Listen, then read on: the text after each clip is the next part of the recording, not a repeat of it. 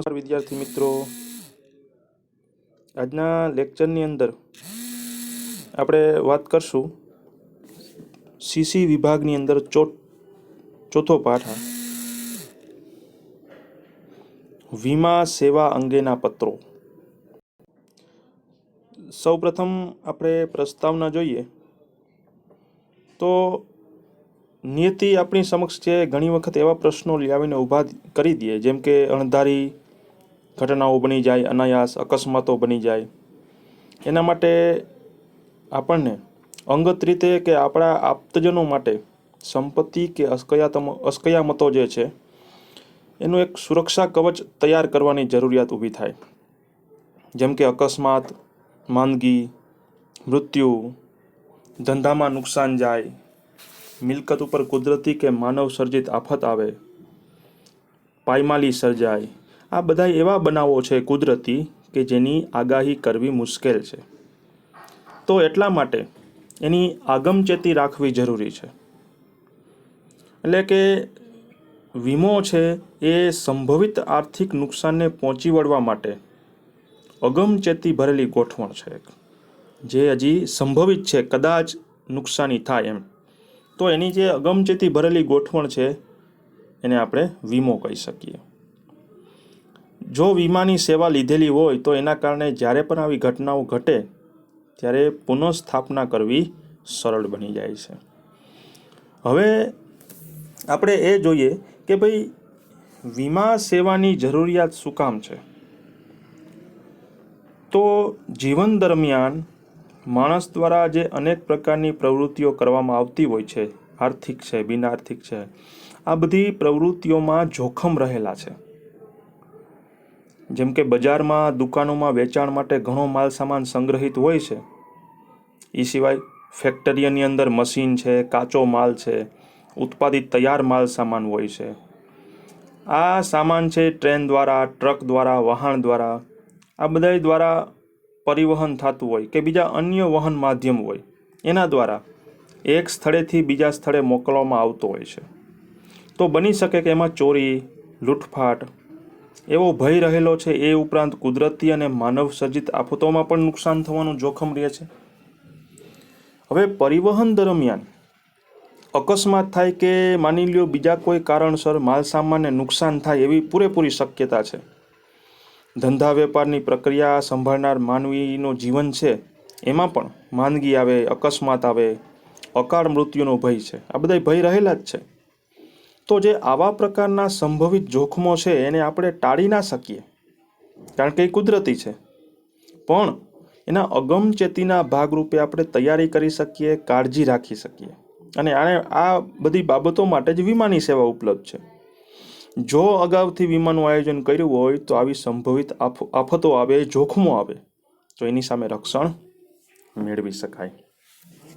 હાલના યુગમાં જે માનવીની જીવન પ્રવૃત્તિઓ છે એનો વ્યાપ બહુ વધી રહ્યો છે. એટલે એની સાથે વીમાની સેવાઓમાં પણ માંગ પ્રમાણે ફેરફારો થતા રહ્યા છે.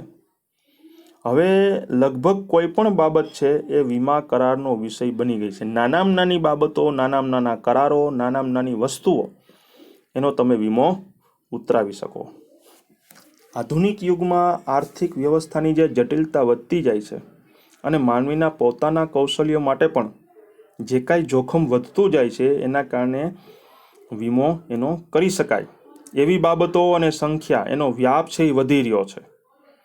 જેમ કે ગાયકો હવે એના અવાજનો વીમો લઈ શકે, નૃત્યકારો એના પગનો વીમો ઉતરાવી શકે છે, જેથી જ્યારે એના ગાયન અથવા નૃત્ય કૌશલ્યો માની લો કે અકસ્માતે કોઈ કારણસર બંધ થઈ જાય તો વીમા કંપની એને જેટલો વીમો ઉતરાવેલ હોય એટલી વીમાની રકમ એને ચૂકવે છે.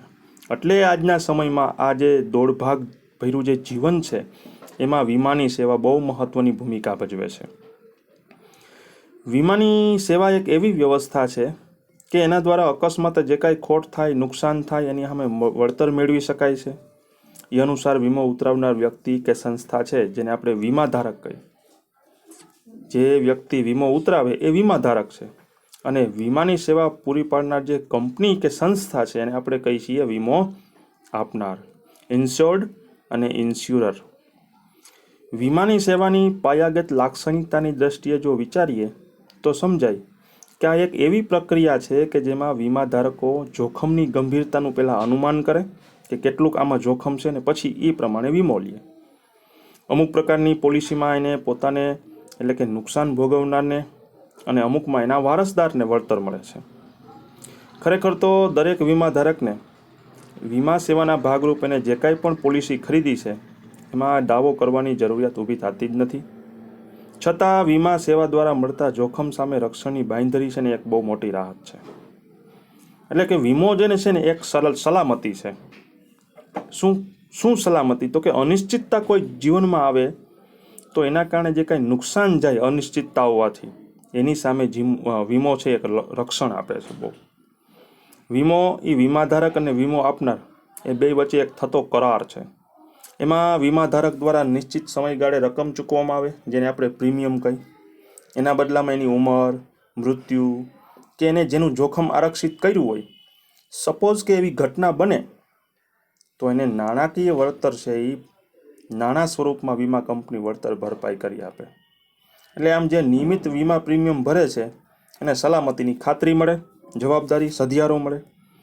અલગ અલગ પોલિસી દ્વારા સામાન્ય વ્યક્તિને અકસ્માત કે માંદગી દરમિયાન નાણાંની સહાય, નિવૃત્તિ બાદ નિયમિત આવક મળે, મૃત્યુ પછીના પરિવાર એટલે કે સભ્યોને નાણાકીય સલામતીની બાંયધરી મળે, વેપારીને ખોટ જાય, નુકસાન જાય કે અણધારી આપત્તિ આવે એની ચિંતામાંથી મુક્તિ મળે.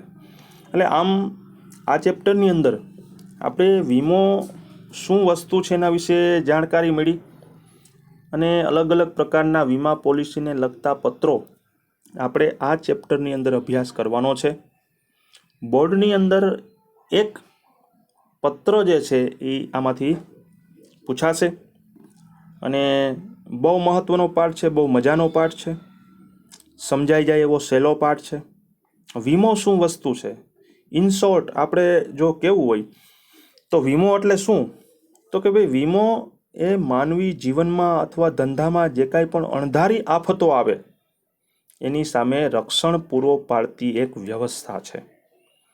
એટલે આજના સમયમાં વીમાની કેવી કેવી જરૂરિયાત છે, શું જરૂરિયાત છે એ તમે હવે સમજી શકો. હવે પછીના લેક્ચરની અંદર આપણે વાત કરશું વીમાના પ્રકારો વિશે. વીમાના આમ જોવા જાય તો જીવન વીમો અને સામાન્ય વીમો બે પ્રકાર છે, પણ એમાં આપણે ડીપમાં અભ્યાસ હવે પછીના લેક્ચરમાં આપણે કરશું. એટલે હવે તમને સમજાણું મિત્રો કે વીમાની જરૂરિયાત માણસના જીવનમાં શું છે, એના ધંધા વ્યવસાયમાં શું છે, કે આપણે સાદી ભાષામાં કહીને ન કરે નારાયણ, કાંઈક થાય તો આ એ જ વસ્તુ છે. અચાનક કાંઈ એવી વસ્તુ, એવી ઘટના ઘટે તો વીમો હોય તો વીમાની સેવા છે એ સુરક્ષા પૂરી પાડે. હવે પછીના લેક્ચરની અંદર આપણે વીમાના પ્રકાર વિશે અભ્યાસ કરશું. નમસ્કાર.